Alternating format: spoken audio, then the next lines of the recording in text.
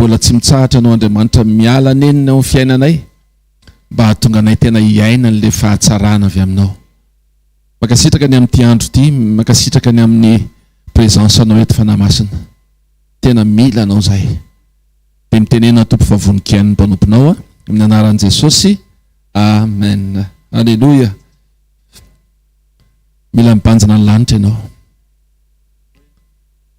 Mila mitraka ianao.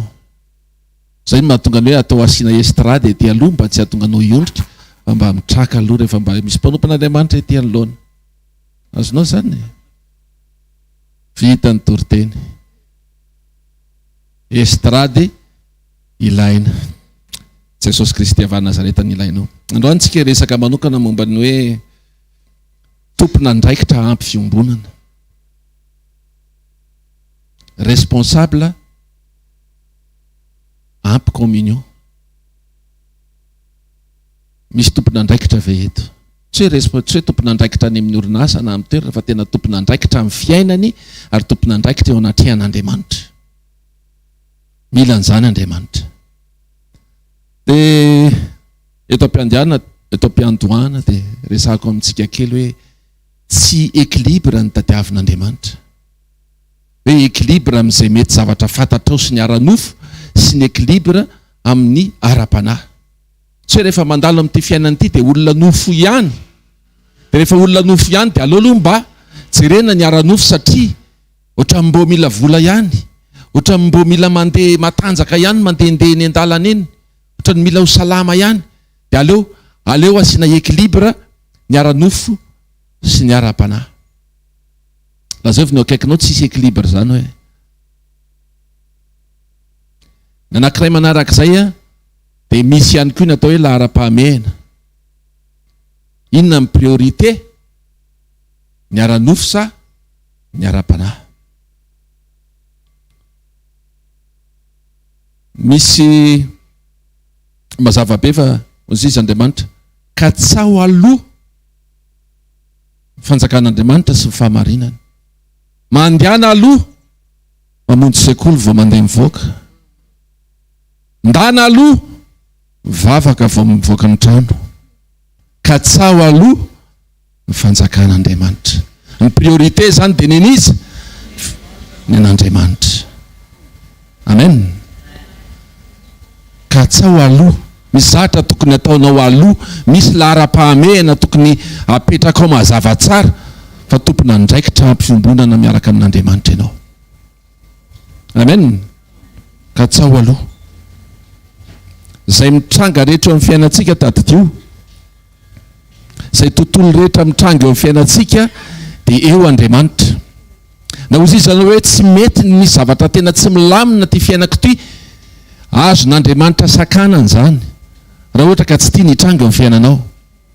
Dia tonga dia ataoko ohatra mazava be hoe misy olona, atao tsy ianao zany fa olona anankiray, misy olona anankiray mijoro tsara tsy maninona dia tonga dia misy mametaka mafy be.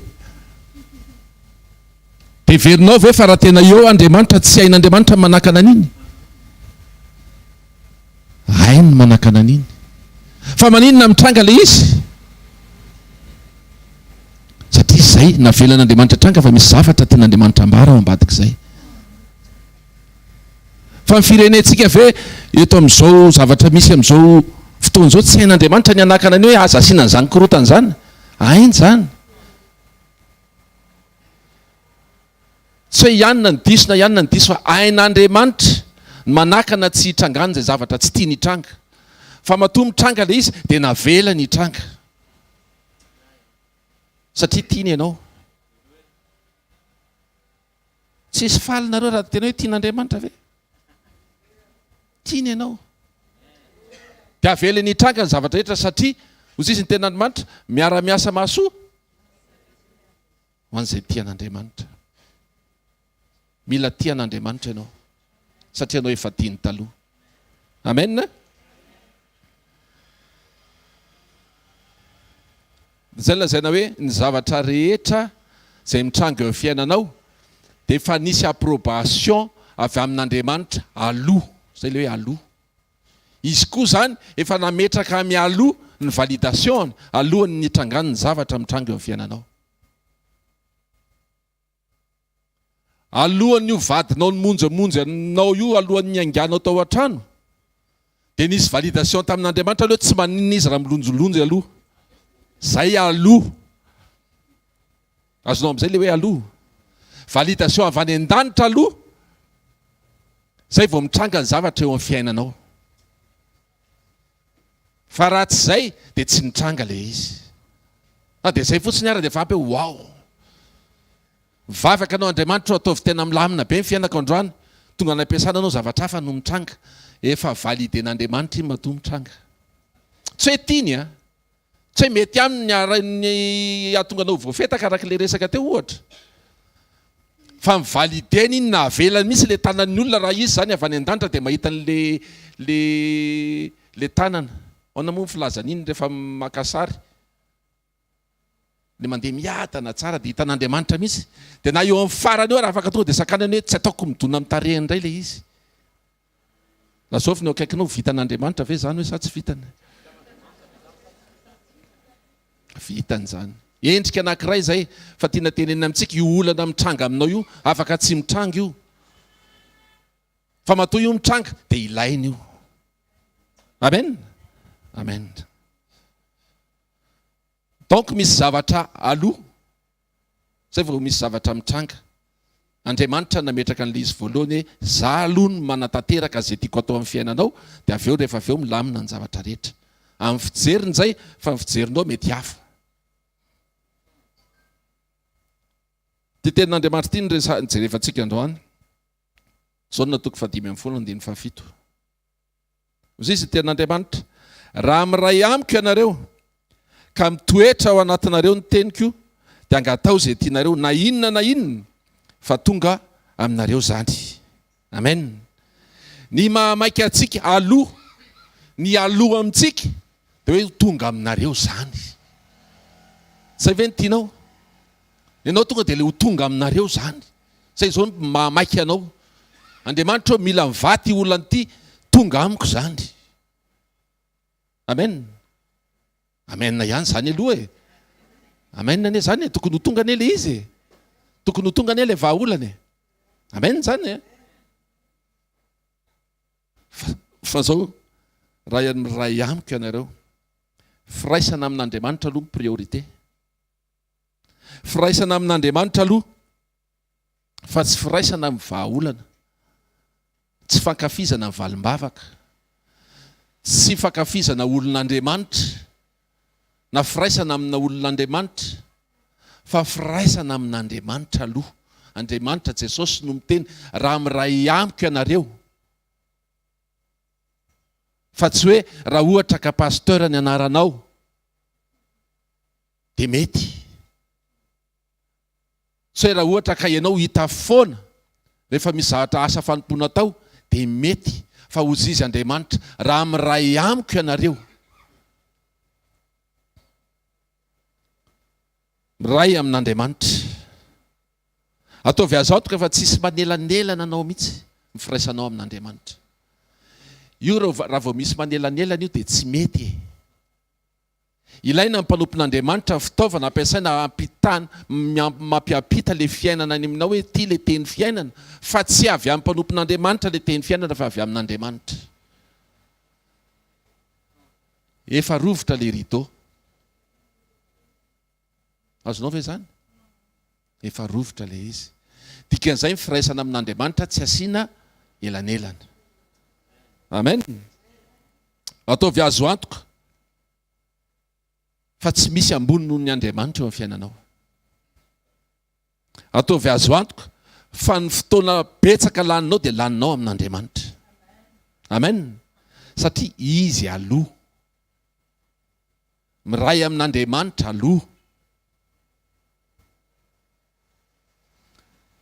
rehefa tafatoetra tsara zay firaisanao amin'Andriamanitra izay le communion rehefa tafatoetra tsara le communion anao amin'Andriamanitra dia iny ny bazy ny zavatra rehetra miainga amin'iny a ny zavatra rehetra ny olona zanak'Andriamanitra ozy izy ny ten'Andriamanitra hoe tempolo ny fanamasina tempolon'Andriamanitra ianao rehefa tempolon'Andriamanitra ianao rehefa tafatoetra amin'izay ianao dia zay le fondation le communion fa raha vao tsy miray amin'Andriamanitra ianao dia ny zavatra rehetra tsy fantatrao izay mety fandehany, tsy voafehanao ty fiainana eto ambonin'ny tany ity, ary ny vola eo am-pelantananao tsy ho voafehanao io.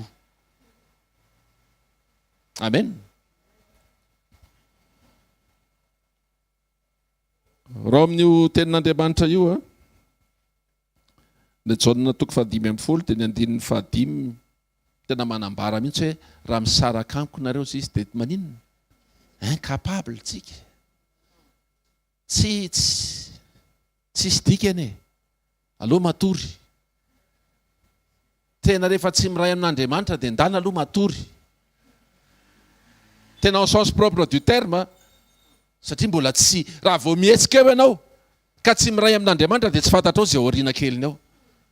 Matory mbo, ny olona matory ary mbola indraindray ilatsahan'ny trano kalava ery ambony ery. Misy ala mikitikitika kely nefa izy efa matory. Fa aza mihetsika mihitsy aloha, fa tsy mahavita ininona anao. Faharoa, raha mitoetra eo aminareo ny teniko. Mitoetra eo amintsika ny tenin'Andriamanitra. Ny dikan'izay dia hoe fantatrao ny atom-pisianao sy izay lazain'Andriamanitra aminao. Fantatrao ny sitrapon'Andriamanitra. Miainga avy any amin'ny fiombonana, rehefa ampy fiombonana ianao, dia rehefa mitoetra ao anatinao ny teniny dia fantatrao izy ianao. Fantatrao inona ny tadiavin'Andriamanitra aminao. Fantatrao ny fahamarinana rehetrarehetra. Fantatrao inona ny planin'Andriamanitra. Zany hoe mahatsara an'ilay izy e. Rehefa mitoetra ao aminao ny tenin'Andriamanitra dia fantatrao inona zany ny planiny. Inona ny tiany atao amin'ny fisianao io. Fa maninona anao mbola velominy androany. Misy dika matoana mbola eo androany. Fa maninona ny tananao sy ny taova rehetrarehetra aminao mbola mihetsika, misy dikany eo anaty an'Andriamanitra zany. Fa nefa ny olona tsy manana teny mitoetra ao anaty dia tsy fantany izay. Fa izay tiany anaovana azy no ataony, rehefa tsy fantany hoe inona ny sitrapon'Andriamanitra. Fahatelo dia hoe, ty zavatra tsara be ty, mahafinaritra be ilay hoe mangataka. Tsika ty mangataka ty. Raha amin'ray amiko nareo ka mitoetra ao anatinareo ny teniko dia angatao. Tsika ty mangataka. Fa izay mangataka no mahazo. Fa fantara aloha, fantatrao tsara ve inona le angatahanao aloha. Angataka valim-bavaka ianao, inona amin'le angataka vahaolana ianao, inona amin'le olana no tena tianao voava. Azonao ve zay? Inona exactement le zavatra tsy hoe tompo. Saiko inona moa zany? Ataovy izay ahatonga aingana any Talata-maty ohatra satria any miasa. Inona ny mahatonga anao aingana ho any Talata-maty? Manidina ve sa maka avion iny vato indray dia zay vao maka helikoptera dia maka eo Talata-maty sa? Inona le zavatra angatahanao? Mitombona ve? Mety ve? Ho an'Andriamanitra ve tonga dia manome voninahitra anazy ve le zavatra angatahanao? Hoe voninahitra an'Andriamanitra fa iny nisy olona anankiray nanidina dia iny izy iny hitany rehetrarehetra. Dia tonga tany amin'ilay toerana anankiray. Mety amin'Andriamanitra ve zany? Angatao izay tianareo na inona na inona. Inona le angatahana? Ianao ve rehefa mangataka zavatra amin'ny olona anankiray, zavatra efa tsy ananany dia mbola angatahanao ihany izy? Efa hitanao zao izy fa tsy manam-bola dia mbola angatahanao ihany. Ohatra anankiray vao nampatsivo fanamasina teo, ianao ohatra olona manambady, ara-dalàna tsara, vita fanamasinana. Dia makaleo anao ilay vadinao dia hozy isanao, tompo omeo vady hafa aho.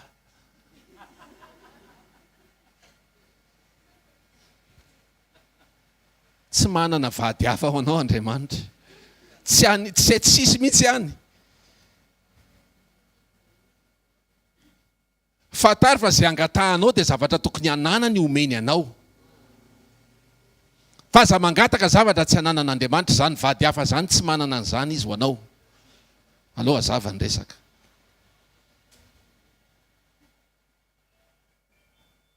ianao tsy isan'le olona mila voatsiary zany angamy eo an'tia dia memezan'Andriamanitra fotsiny ianao za raha tsy manana ny angatahanao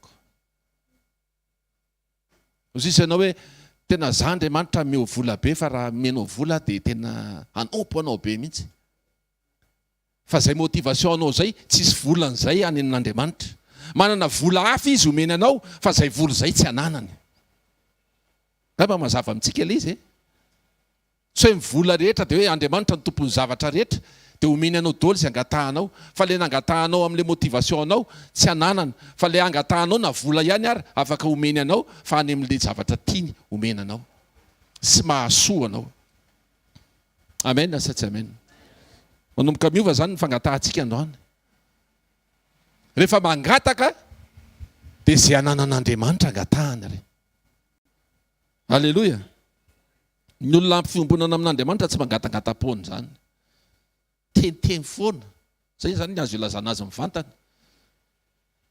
fa Andriamanitra moa tsy teny aminao ity koa miteniteny foana vavaka ianao dia vavabava-pona satria zahatra tsy ananan'Andriamanitra le angatahanao mila mandiny tentsika eo anatin'izany ny olona tompon'andraikitra sy tonga saina ny olona responsable sy conscient mba misaina tsara dia zao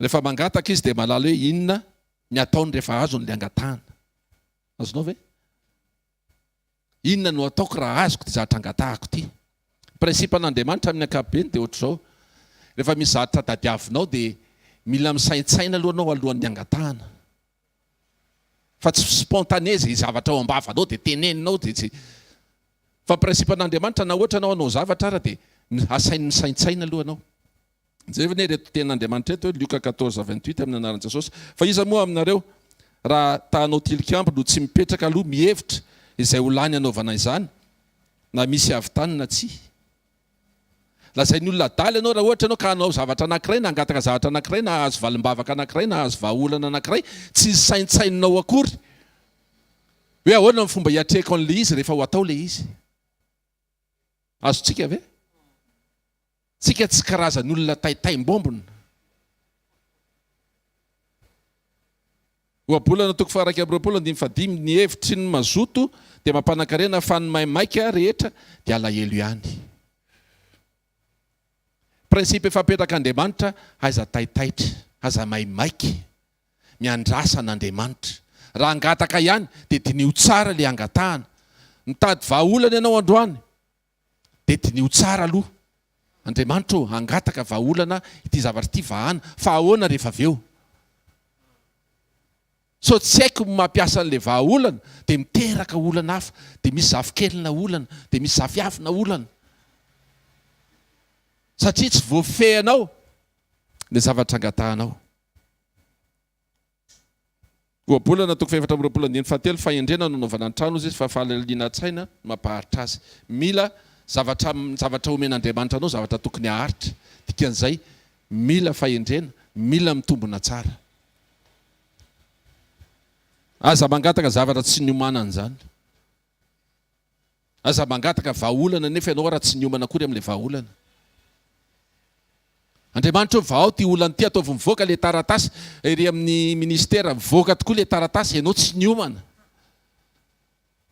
te ho any an-dafy ianao miviza mivoaka nefa ny passeportnao raha tsy eo azotsika ve le izy ohatr'izay mihitsy miaraka amin'Andriamanitra mila miomana tsika ty zavatra anankiray ty zavatra tena tokony ataontsika ao anatin'ny sujet de prière atsika foana misy zavatra ataontsika hoe sujet principal hoe Andriamanitra ty olana ity tiako hivaha za Andriamanitra ty azo an'ity zavatra ity fa rehefa vita iny dia asivo fanampiny le vavaka Andriamanitra asivo mode d'emploi miaraka aminy rehefa voavaly le olan'Andriamanitra dia amin'ny fomba ahoana no ampiasaiko an'le vahaolana rehefa azoko le zavatra Andriamanitra misy mode d'emploi miaraka aminy fa tsy hoe mahazo fotsiny ianao dia zay tsy tompon'andraikitra ianao raha zay kivy aminao Andriamanitra raha zay foana ny zavatra mitranga. Maiky ny angataka fa mangatà manomboka androany. Tompo, ty mba tiako ivaty tena efa amantaona ny Andriamanitra ty problème ty. Fa rehefa mivay dia ampiarao aminy le fomba hiatrehako an'le izy. Fa raha tsy ampiarahanao aminy le fomba hiatrehako an'le izy, tsy haiko mampiasa an'le izy, dia simba fotsiny le izy, dia tsisy dika ny ilana an'le vahaolana, tsisy dika ny ilana an'le valimbavaka. Alléluia. Ao anatin'izany ny mode d'emploi zany hoe inona ny toe-po ananako rehefa mivaly le olana. Rehefa mivaly le olana dia manana toe-po anatin'ny mode d'emploi zany. Inona ny toe-po hiatrehako an'le izy? Ahoana ny fomba ampiasana azy? Inona ny tombony azoko amin'le izy? Satria matoa menanao le valimbavaka dia misy tombony ho anao zany. Fa inona koa Andriamanitra ao anatin'ny mode d'emploi, inona koa ny tombony azonao? Amarana anazy dia zao. Izy tena Andriamanitra ho tonga aminareo zany. Zay vao tonga amintsika le zavatra tadiavintsika. Dikan'izany dia hoe mila mahatoky an'Andriamanitra ianao. Mila mino ny fahaiza-manao n'Andriamanitra ianao. Ao amin'ny filazantsara miteny izy hoe tongava aminao arak'izay irinao, tongava aminao arak'izay inonao. Zay inonao no tonga aminao, zay irinao no tonga aminao. Aiza misaotra fotsiny. Amen. Ny ainga tany amin'ny fiombonantsika dia tokony mifarana any amin'ny fiombonana. Zany hoe ny zavatra andrasantsika sy andrandraintsika amin'Andriamanitra zany dia tokony hitondrantsika amin'ny fiombonana foana. Raha ozy izy hoe raha miray amiko nareo dia rehefa tonga le valimbavaka dia miray amiko ihany foana nareo. Amen. Fa tsy hoe rehefa tonga le valimbavaka dia misaraka amiko nareo. Raha miray amiko nareo dia mifarana amin'le hoe mbola miray amiko nareo. Amen. Ndao tsika hitsangana dia ndao apetraka tsika eo am-pelatanan'Andriamanitra zany. Andriamanitra rainay amin'ny anaran'i Jesosy misaotra anao zay. Misaotra Tompo satria mametraka ny importance amin'ny fiainanay ianao amin'ny fiombonanay aminao. Zavatra rehetra dia zava-poana. Tsisy inona afaka mitarika anay amin'inona na ny vahaolana ary tsisy dikany Tompo rehefa tsy miray aminao zay. Tsy mahay manao na inona zay raha misaraka aminao Andriamanitra. Manomboka androany Andriamanitra ninona zay angatahanay dia mivavaka zay. Mety zay ny terme azahoanay azy hoe mode d'emploi, fa tena meo anay Andriamanitra ny fahaizana mandray sy mampiatra zay omenao anay. Meo anay ny fahendrena ilaina rehetrarehetra amin'izay valimbavaka sy vahaolana menao anay. Aza atao isan'ny taitaitra zay Andriamanitra. Maimaika azo zavatra nefany tsy ao anatin'le programanao. Dia ampianaro zay Andriamanitra rehefa mangataka dia mangataka zay anananao fa tsy hoe zavatra tsy anananao no ilainay voatsiary dia tsy maintsy ataonay anaty vavaka Andriamanitra. Mino zay fa fantatra hoe ianao Andriamanitra ianao. Mahalala ny zavatra rehetra. Dia aoka ianao no ameno anay isan'andro san'andro dia mba tsy ho very le fiombonana aminao. Dia makasitraka ray satria mino zay fa Tompon'andraikitra ampy fiombonana daholo ny tsirairay avy zay mare an'izao teninao zao. Makasitraka ray amin'ny anaran'i Jesosy. Amen. Ndao tsika tehaka mafy voninahitry ny Tompo andraisantsika ny mpanompon'Andriamanitra. Alléluia. Ndao tsika hivavaka. Vavahy ianao dia mitenena amin'i Jesosy hoe mitenena amiko indray Jesosy isory aloha izy efa niresaka taminao. Alléluia. Tonga dia avy adio vavaka le izy ny ao am-pon'Andriamanitra aloha zay vao ny ao am-ponao. Zay fikasan'Andriamanitra aloha zay vao fikasanaao. Zay mahatery an'Andriamanitra aloha. Ndao tsika metraka ao ambonin'ny fanjakan'Andriamanitra zay mahatery an'Andriamanitra. Ray amin'ny anaran'i Jesosy tonga eto zay mangetahetanao. Tonga eto zay Jesosy mankasitraka satria nanomboka tamin'ny fito dia efa niresaka taminay ianao. Androany zay Jesosy miverina eto aminao. Eny tsy hoe miverina moa zany fa eto aminao foana zay ary mijanona eto aminao foana. Ny toerana mety miovaova fa ny aty anatinay sy ny marina aty anay Jesosy dia tsy misaraka aminao zahay. Tahaka ny ianao efa nilaza fa tsy hafoy anay fa momba anay mandrakariva. Jesosy meo anay ny fahendrena sy ny fahaizana mametraka mielo foana zay mahatery anao Jesosy, ny fanjaka anao zay ao amponao, zay mahafaly anao, zay vao ny ambony rehetrarehetra Jesosy. Ampio zay Jesosy iraikitra aminao amin'ny alalan'ny fananao masina, tsy ho tafasaraka aminao na amin'ny hevitra na amin'ny fisainana na amin'ny atao na amin'ny fiteny, fa ny momba anay rehetra Jesosy dia iraikitra eo aminao, ho tafahombona aminao ary ho responsable tsara communion. Nytoy any rehetrarehetra Jesosy nytoy amin'ny fotoana dia apetraka feno eo am-pelantananao, izay tsy avy aminao dia aoka hidy ny vavako, fa aoka ny avy aminao ihany no voamba reto Jesosy, dia aoka ny sofiny tsirairay avokoa Jesosy andrehanao, tsy ahita olona fa andrehanao miresaka aminy Jesosy. Mankasitraka ray amin'ny anaran'i Jesosy. Ny dera sy ny laza dia ho anao irery ihany. Amen. Mitiafa mafy aho an Jesosy dia manasanao ahazo toerana.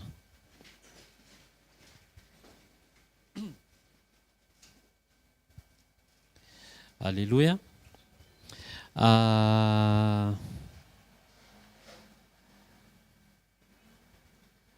Jauna toko faefatra. Haitsika tsenjery io haitsika fantatritsika le tantara fa andeha ovaka itsika ihany. Jauna toko faefatra manomboka amin'ny andiny voalohany amin'ny anaran'i Jesosy. Koa amin'izany rehefa fantatry ny tompo fa ny fariseo efa nahare fa Jesosy nahazo mpianatra maro sy nanao batisa be noho Jauna, kanefa tsy Jesosy nanao batisa fa ny mpianany, dia niala tany Jodia izy ka nankany Galilea indray. Andiny fahadimy dia tonga tao an-tanàna anankiray any Samaria izy, izay atao hoe Sikara, akaiky ny tany izay nomeny Jakoba ho an'i Josefa zanany. Ary teo ilay fatsakan'i Jakoba, ary satria reraka Jesosy, sasatra Jesosy tamin'ny nalehany, dia nipetraka teo am-patsakana izy rehefa tokony tamin'ny ora fahaenina. Ary nisy vehivavy Samaritana anankiray avy an-tsaka rano, dia hoy Jesosy taminy, omeo aho hosotroko. Fa ny mpianany efa lasa nankany an-tanàna hividianana, fa ora vehivavy Samaritana taminy, nahoana ianao ny jiosy ka mangataka amiko hosotroina, nefa aho vehivavy Samaritana, fa ny jiosy tsy manan-draharaha amin'ny Samaritana. Jesosy namalaka nanao taminy hoe, raha fantatrao ny fanomezan'Andriamanitra sy izay miteny aminao hoe omeo aho hosotroko, dia ianao no nangataka taminy ka nomeny rano velona. Ora vehivavy tamin'ny tompoko, tsy manana fanovozana ianao, sady lalina ny fantsakana, koa avaiza no azahoanao izany rano velona izany? Ianao va lehibe noho Jakoba razantsika izay nanome anay ity fatsakana ity? Sady izy sy ny zanany mba biby no nisotro teto?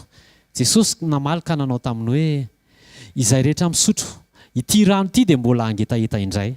Fa na iza no misotro ny rano izay omeko azy, dia tsy angetaheta mandrakizay. Fa ny rano izay omeko azy dia ho loha rano miboiboika ao anatiny ho fiainana mandrakizay. Ora vehivavy tamin'ny tompoko, omeo izany rano izany mba angetaheta, mba tsy angetaheta na anketo an-tsaka intsony. Hoy Jesosy taminy, andeha ary antsoa ivadinao ka mankanisa aty. Raha vehivavy namalaka nanao taminy hoe tsy manambady aho, hoy Jesosy taminy, marina ihany izay nilazainao hoe tsy manambady aho. Fa efa nanambady indimy ianao, sady tsy vadinao ilay fahaenina hitoeranao ankehitriny, marina izay voalazanao izany. Ora vehivavy tamin'ny tompoko, hitako fa mpaminany ianao. Ny razantsika nivavaka teto amin'ity tendrombohitra ity, fa ianareo kosa milaza fa any Jerosalema no tokony hivavahana. Hoy Jesosy taminy, raha vehivavy mino ahy fa avy ny andro ka tsy amin'ity tendrombohitra ity na any Jerosalema aza no hivavahanareo amin'ray. Ianareo mivavaka amin'izay tsy fantatrareo, izay kosa mivavaka amin'izay fantatray, satria avy amin'ny jiosy ny famonjena.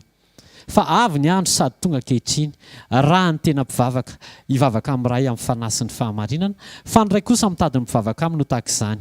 Andriamanitra dia fanahy, ary izay mivavaka aminy tsy maintsy mivavaka amin'ny fanahy sy ny fahamarinana. Ora vehivavy taminy fantatry fa avy ny Mesia, ilay atao hoe Kristy, ka rehefa tonga izy dia ambarany amintsika ny zavatra rehetra. Hoy Jesosy taminy, izaho izay miresaka aminao no izy. Amen. Alléluia. Nangetaheta nila rano ilay vehivavy natongavany teo amin'ny fatsakana.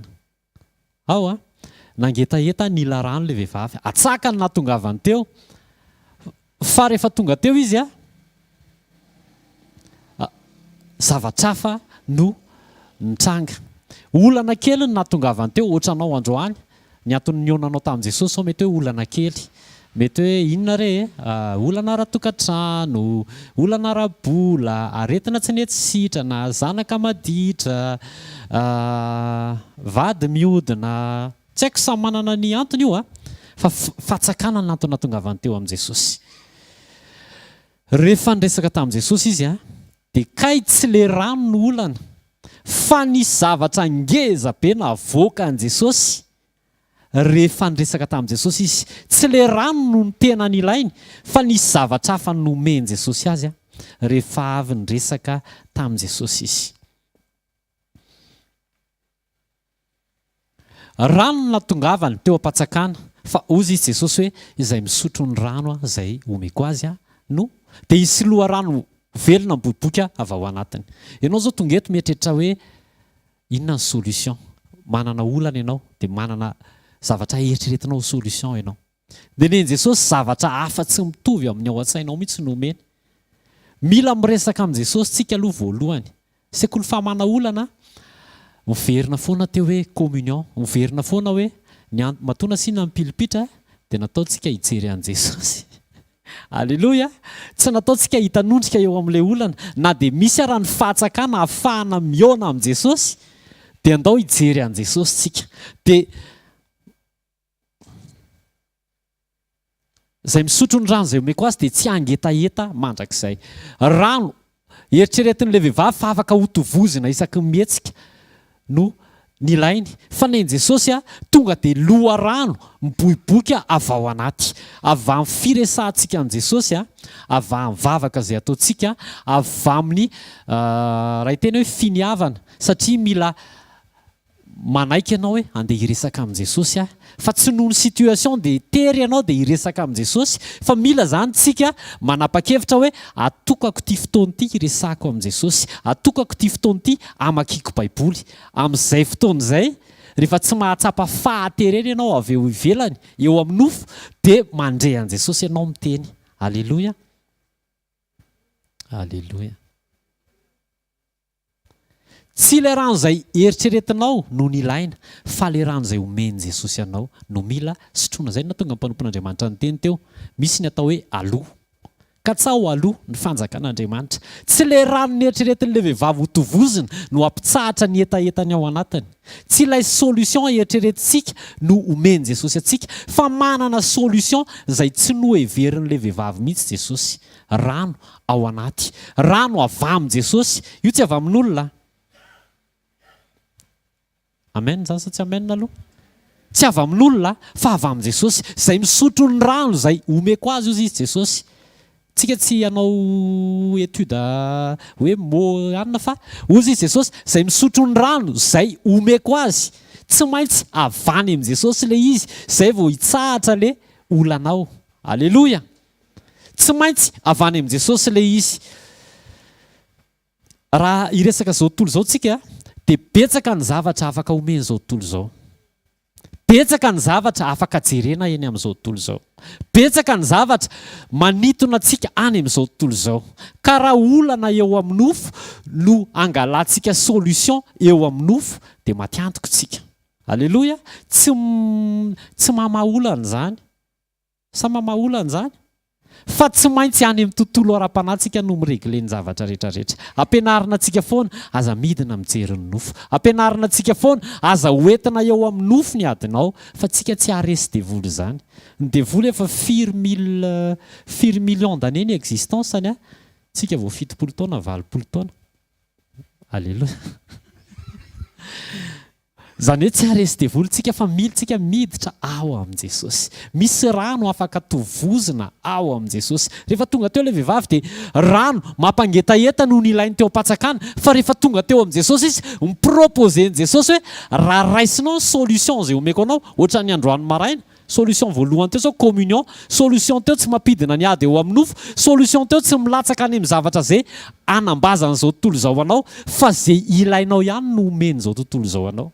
Neny Jesosy tsy rano eto an-tany fa fiainana mandrakizay miboiboika ao anaty zavatra limité neny zao tontolo zao, fa neny Jesosy tonga dia izy lay alpha sy omega, lay mandrakizay, lay éternel no nomeny anao. Alléluia. Tsika zany raha vao tafahombona amin'ny Jesosy dia adino ny zavatra misy eto amin'izao tontolo zao.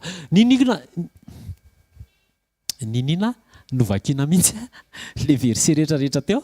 Jerevy tsara, rano no natongavany, fa rano, loharano no nomeny Jesosy anazy. Solution eo amin'ny nofo ny ilain'ilay vehivavy, fa ny nomeny Jesosy anazy tonga dia zavatra miboiboika ao anatiny. Mila misotro an' Jesosy tsika. Ny atao hoe misotro an' Jesosy dia tsy hoe fast prayer, vavaka 2 minitra, fa zany misotro zany tena maka fotoana mipetraka mihitsy aloha dia misotro. Tena alainao ilay izy dia angalanao tsirony. Alléluia. Alainao ilay izy, alainao ny teny dia sokafanao ny teny dia mangataka amin'ny fanamasina ianao dia mila miresaka amin'ny Jesosy. Ilay vehivavy raha niresaka tamin'i Jesosy tsy hoe iza ny anaranao, veloma, fa jerevy tsara, nisy fanontaniana teo dia nisy échange teo dia nieno an' Jesosy izy. Matetika tsika rehefa mivavaka mandeha ny vavaka, Jesosy apetraka eo am-pelantananao ty tatatatata. Teo zao pasteur miam manampianatra rehefa mivavaka misy ny atao hoe sujet principal dia misy ninona ozy izy mode d'emploi. Ao zany hoe mangataka ianao any amin'i Jesosy, ty le izy ty ny fangatahako, lay araka an'Andriamanitra, dia aveo ianao miandry an'le mode d'emploi. Ao le vehivavy rehefa niresaka tamin'i Jesosy nandeha le échange, misy échange. Rehefa mivavaka manana fotoana ienona an' Jesosy. Tena atokany mihitsy ny fotoana hoe eto mivavaka. Tsy maninona na tena mangala fotoana dia eto mamaky baiboly. Ao dia iresaka aminao Jesosy. Aza maimaika rehefa mivavaka, aza maimaika rehefa mamaky baiboly. Tsika tsy hoe manenjika toko 4 androany dia tsisy ninina voatazana, tsy nahary an'Andriamanitra akory tsika. Misy ny solution omeny Jesosy. Fiainana mandrakizay miboboka ao anaty. Dia ozy izy Jesosy rehefa nivakiana le teny teo problème teo amin'ny rano natongavan'le vehivavy teo am-patsakana, fa rehefa niona tamin'i Jesosy izy tsy iny kainy tiany Jesosy ovahana. Jerevy porofony zany rehefa nivakiana le teny adin'le vehivavy teo am-patsakana angely siny saika asiny an'le rano hoe ianao tonga eto tena amin'ny anaran'i Jesosy adinao io problème io rehefa aveo. Rehefa tena miona an' Jesosy ianao, rehefa mandre an' Jesosy ianao, fanovahan' Jesosy dia nampiombona an'le vehivavy tamin'Andriamanitra Jesosy. Ozy izy Jesosy, nareo milaza ozy izy fa eto amin'ity toerana ity no ivavahana. Fa ny ray ozy izy dia mitady mpivavaka aminy. Inona ny dikan'izany teny zany? Le olana entinao eo amin'i Jesosy tsy olana le izy, fa misy olana tiany Jesosy hovahana eo amin'ny fiainantsika dia ny fiombonantsika amin'Andriamanitra. Tsy hoe tsika mitondra ny fangatahantsika eo am-patsakana aka zay tiantsika ho azo, fa le problème an'Andriamanitra sy amiko aloha mila vahana. Alléluia. Nareo ozy izy milaza fa eto amin'ity no afaka ivavahana, fa ny ray ozy izy mitady mpivavaka aminy, mpivavaka marina. Inona le zavatra angatan'Andriamanitra amintsika? Inona le zavatra ilain'Andriamanitra amintsika? Tsy resaka tsika hoe problème an'ilay vehivavy nanambady impiry, marina zany. Fa ny tena angatan'Andriamanitra za miombona amin'ray amin'ny alalan'i Jesosy. Tonga Jesosy ampihavana antsika amin'Andriamanitra. Alléluia. Tsy tonga Jesosy amin'ny rano izay nilain'ilay vehivavy, fa tonga Jesosy ilaza an'Andriamanitra sy ampiombona an'ilay vehivavy amin'Andriamanitra. Amen. Solution zany androany tsy le zavatra angatahanao io, tsy le solution andrasanao, fa valio izay ao am-pon'Andriamanitra. Zay an'Andriamanitra aloha avy eo adininao. Amen. Amen. Alléluia. Ny ray mitady mpivavaka aminy 7:20. Avy ny andro sady tonga ankehitriny. Raha ny tena mpivavaka hivavaka amin'ny ray amin'ny fanasin'ny fahamarinana, fa ny ray koa mitady mpivavaka aminy ho tahaka izany. Mpivavaka amin'ny ray amin'ny fanasin'ny fahamarinana. Rehefa mivavaka tsika, ozy izy le mpanompon'Andriamanitra teo hoe mila mieritreritra aloha, mila misaina. Inona marina le zavatra tiako azo, tiako angatahana, inona exactement. Misy taontsika mivavaka ohatrany hoe tsy maintsy manolo tenan'i Jesosy dia Jesosy atolotranao ny saiko ny anana tany isaina daholo. Fa tsy tena marina ao am-pontsika ilay zavatra tenenin'ny vavy. Tsy haiko aloha nareo, fa za misy taona rehefa mivavaka amin'ny koropaka na vato karaha teny boredika fotsiny. Fa mila tena hoe Jesosy ty saiko ty atolotra anao. Raha teny anjany zao tena vonona ve za hanolotra ny fisainako an Jesosy, sa ataoko fombafomba le fanoloran-tena ho an Jesosy. Misy taona angetsika za moa zany fa tsy nareo manao fombafomba vavaka tsy maintsy manolotra ny fo, nefa ao anatin'ny fo ao indraindray misy alahelo tsy hivotsorana. Dia sura ve ianao fa raisin'i Jesosy le fonao misy alahelo. Fa mila fitaovana madio Jesosy mba ahafahany mikarakara azy sy mameno azy ny fahatsarany rehetra. Aleloia. Sekoly famahana olana androany, aza midina eo amin'ny nofo. Sekoly famahana olana androany, aza mieritreritra io problemanao io problema, fa sainy ny olan'Andriamanitra. Misy ny mampagniry firy an'Andriamanitra dia ndao zay novahantsika. Aleloia. Misy ny zavatra tena antony nahatongavan'i Jesosy, dia raha ny antony nanombohana an Jesosy teo amin'ny hazo fijaliana no mbola ataoko dia marary Andriamanitra. Any raha miantoka ny zanakao ianao hianatra ny ivelany, omenao ny hofantranony, omenao ny anina, omenao frais, omenao ny rehetrarehetra. Tongany izy alefanao le vola, tsy any amin'izay nandefasanao ny vola no andanian'le zanaka ny vola. Tsy amintsika eto zany amin'ny anaran'i Jesosy. Dia ahoana ny eritreretintsika raha aman-dreny? Tena tsy mety kosa. Dia nomen'Andriamanitra Jesosy mba hiombonantsika. Rehefa nomena nefa Jesosy, ny ataontsika ohatra ny ataontsika filanjavatra Jesosy. Alaiko indray aloha le fanasitranana, aza le fanasitranana dia lasa mandeha. Alaiko indray aloha le vahaolana, aza le vahaolana, ajanona eo Jesosy fa lasa mandeha. Aleo rangatsy atao an'izany Jesosy. Aleloia. Aleloia. Aleo tsy atao an'izany Jesosy fa valiana ny antony nahatongavan'i Jesosy. Ampiombona antsika amin'ray. Andaontsika tsy ho diso, tsy ho kristianina diso zavatra atsakaina. Aleloia. Rehefa niona tamin'i Jesosy ilay vehivavy dia nomeny Jesosy fiombonana tamin'ray izy. Aleloia. Fitiniko ilay izy efa marana. Voalohany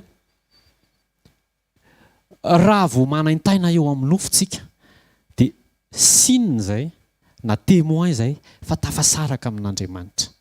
Tafasaraka amin'Andriamanitra. Noho izany mila tsara communiontsika, mila miombona amin'i Jesosy tsika.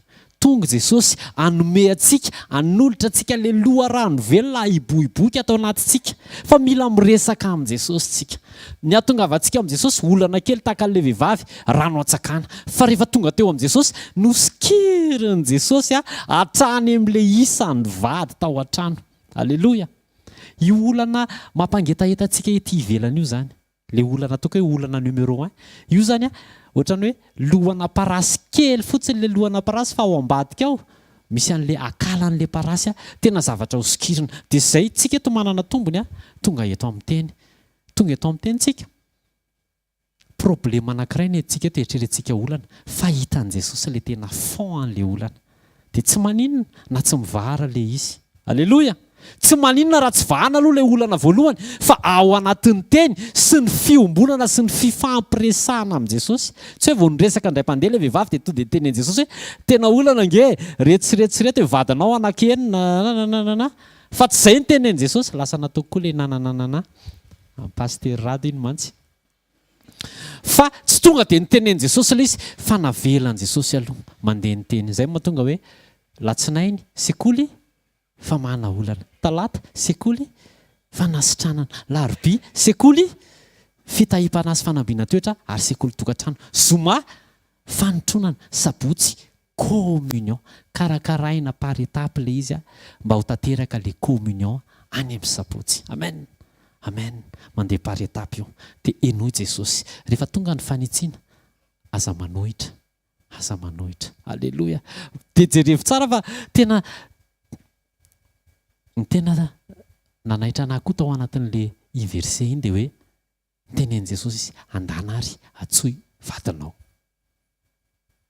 Ny niefenan'le vehivavy teo amin'ny fiarahamonina tsy nahamenatra azy intsony rehefa tena niona tamin'i Jesosy izy.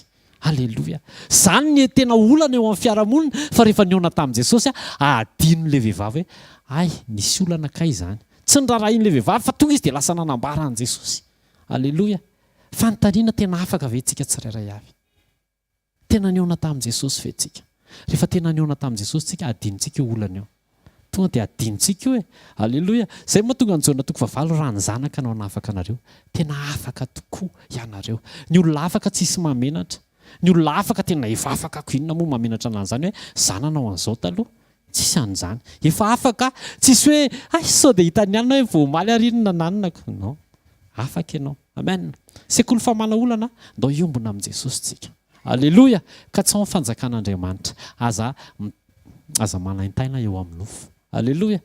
Aleloia. Tsara ihany aloha hoe mare ianao manaintaina mba tonga eto amin'ny sekoly. Raha tsisy manaintaina ianao dia nijanona rery tany hatrany. Ndao tsika hitsangana dia ndao tsika hivavaka. Aleloia. Ray amin'ny anaran'i Jesosy, misaotra anao izay. Misaotra ny amin'ny fotoana androany. Jesosy mivavaka ho an'ny olona tsirairay izay tonga eto amin'izao fotoana izao Jesosy. Mba tena ho tsara fiombonana aminao. Tsara fiombonana amin'iray. Mba havita nokana fotoana Jesosy hiresaka aminao. Hiaino anao. Andinika ny teninao. Hitroka ireo fahatsarana rehetra ao aminao. Ary tsy hiala eo aminao Jesosy.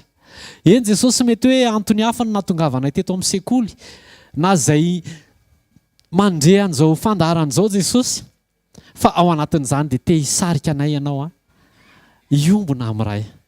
Aoka Jesosy ilay teninao ho velona ty anatinay. Aoka ilay loharano avy any aminao hiboiboika ty anatinay. Aoka izay Jesosy tsy hitady loharano hafa. Tsy hitady solution hafa akoatranao. Satria rehefa ianao mivelona ty anatinay dia tsy hangetaheta na hatsaka intsony izay eto amin'izao tontolo izao. Jesosy aoka izay tena hifanaraka amin'ny any am-pony iray. Mpivavaka marina, hivavaka amin'ny fanahy ny fahamarinana, tsy hivavaka nafaka ny etaeta eo amin'ny nofo, fa hivavaka amaly ny etaeta an'Andriamanitra.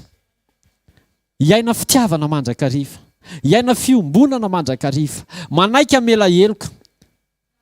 Jesosy mivavaka Jesosy ho an'ny tsirairay avy izay mbola misy fatotra eo amin'ny fiainany. Ny marina no hanafaka anay tsy ho andevo. Ny fahamarinana no manafaka anay tsy ho andevo.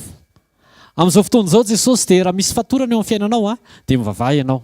Ekeo ilay izy hoe ty zavatra ty mbola mamatotra anahy. Fa eto Jesosy raha vao tsy ekenao ilay izy dia tsy afaka ny ho afaka mihitsy tsika. Ny olona raha vao tsy manaiky hoe marary nify tsy akany amin'ny dentiste zany dia mijanona marary ny nifiny ao anaty vavany ao. Eto Jesosy amin'izao fotoana izao. Miandry antsika Jesosy ho tonga eo aminy. Inona le fatorana mahazo anao?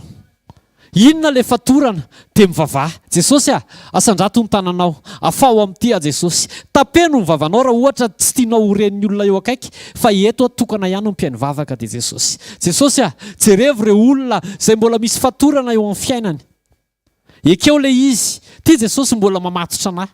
Tsy vita ny heriko ty, tsy vita ny tanjakako ty, fa mila ny fanampiny fananao masina. Ekeo fa tsy vitanao ilay izy. Dia mangataha amin'i Jesosy. Afao Jesosy. Afao Jesosy.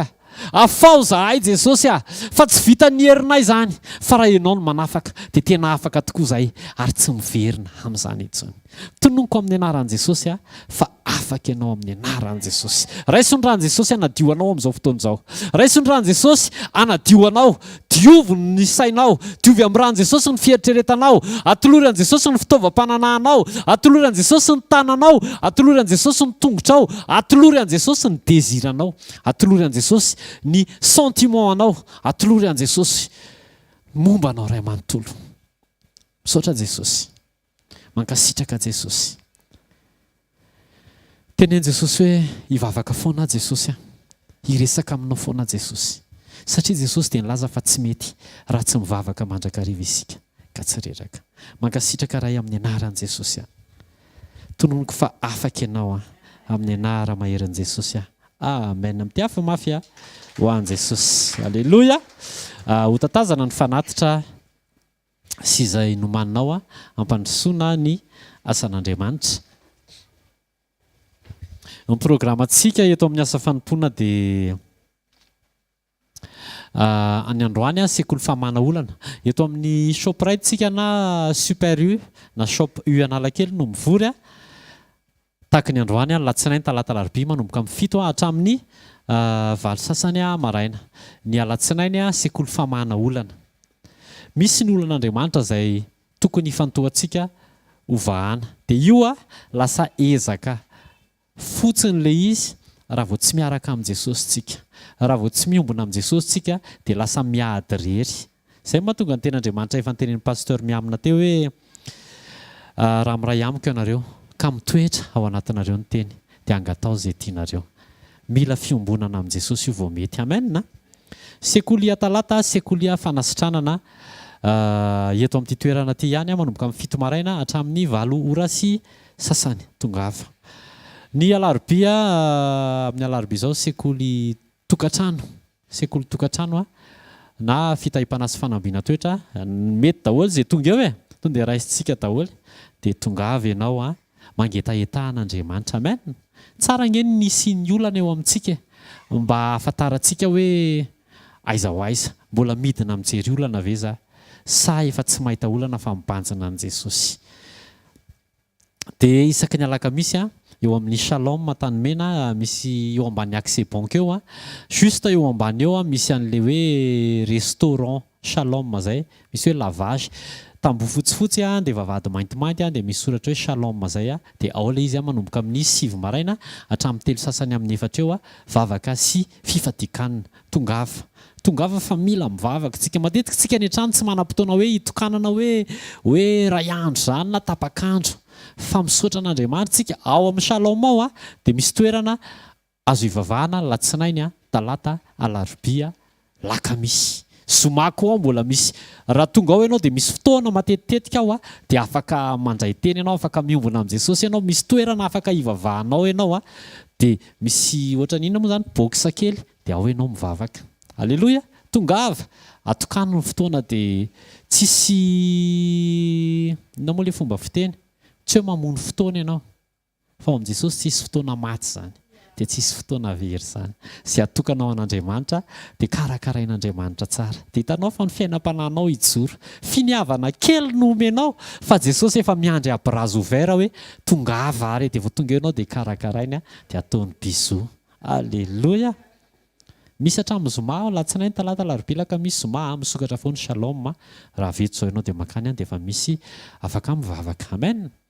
Ny sabotsy zoma hariva direct ny fotoanantsika hatreto aloha direct ao amin'ny hvkl-mission events direct.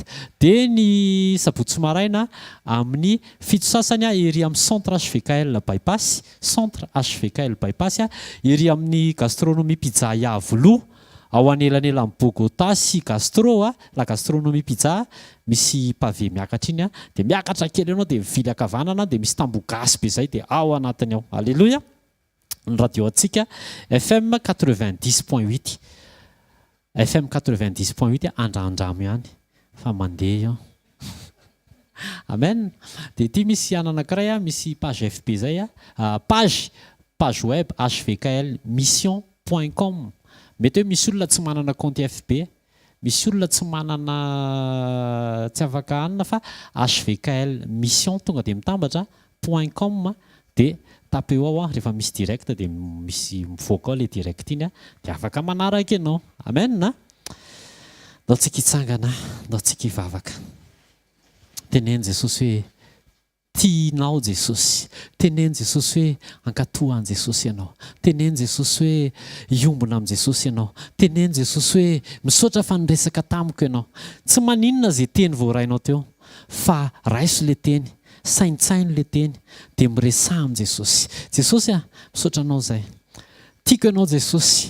Mamiko ianao Jesosy. Ny fitiavako Jesosy mety voafetra fa ny fitiavanao kosa dia vitanao ny tia hatramin'ny nanoloranao ny ainao teo amin'ny hazo fijaliana. Misaotra ny amin'izay rehetra nataonao Jesosy. Misaotra ny amin'ny famonjena, misaotra ny amin'ny famelan-keloka, misaotra ny amin'ny famindram-po, misaotra ny amin'ny vahaolana. Misaotra Jesosy fa nampianarinao zahay androany ny olanao aloha ny vahana. Fa ny olanay ho adinina io rehefa tafahombona aminao zahay. Jesosy aoka le loharano avy aminao, avy amin'ny alalan'ny fiombonanay amin'Andriamanitra hiboiboika aty anatinay ary tsy ho tapaka izany. Misaotra Jesosy ny amin'ny fotoana androany. taio ireo mpanompon'Andriamanitra rehetra, taio ireo pasteur sa rehetrarehetra, taio ireo mpino rehetrarehetra Jesosy fa mpanomponao daholo zay rehetra Jesosy. Ianao nefa nilaza fa ny zanako sy ny asan'ny tanako aoka fa ho aditiko ihany. Misaotra Jesosy fa tsy nampianarinao zay anahy. Misaotra Jesosy fa tsy nampianarinao zay hiasa saina, tsy nampianarinao zay hitebiteby, tsy nampianarinao zay hisaina zay sakafo akory, tsy nampianarinao zay hisaina ny rano fisotro, fa nampianarinao zay angetaeta fiainana sy fahamarinana. Ny teninao dia milaza fa sambatra izay nona sy mangetaeta ny fahamarinana, fa izay ihany no vokisanao. Vokiso anao zay Jesosy, vokiso anao zay mandritra n'ity andro ity. Naiza andehananay dia ho feno anao zahay, angetaetanao foana zay Jesosy tsy ho ritra zay ary tsy ho tapaka fiombonana zany amin'ny anaran'i Jesosy. Amen. Hitay anao anie Jehovah ka hiaro anao, ampamirapiratra ny tavany aminao anie Jehovah ka amindra fo aminao, anandratra ny tavany aminao anie Jehovah ka anome anao fiadanana. Mandeha ihany fa hitako fa ho maro toerana amin'izay ny fiombonanao amin'Andriamanitra. Tsisy haravana zany, tsisy fakapanahy halavanao zany, tsisy fakapanahy hitodianao zany, fa ho lavinao daholo zany satria anao mijery an' Jesosy ilay tompo ny finoana sy mpanefasy. Mandeha ihany fa Jesosy nefa nilaza fa mombanao mandrakariva ary ny zanany ony dia ho adidiny ihany amin'ny anaran'i Jesosy. Amen. Mitodi amin'ny olona roa sy telo akaikinao dia zarao ny fahasoavana, fa ny fahasoavan'Andriamanitra no matozao fa ny fahasoavan'Andriamanitra no matozao atsika rehetra raha pitso amin'ny fitondray ary ny fotoanantsika. Tain'i Jesosy daholo tompoko.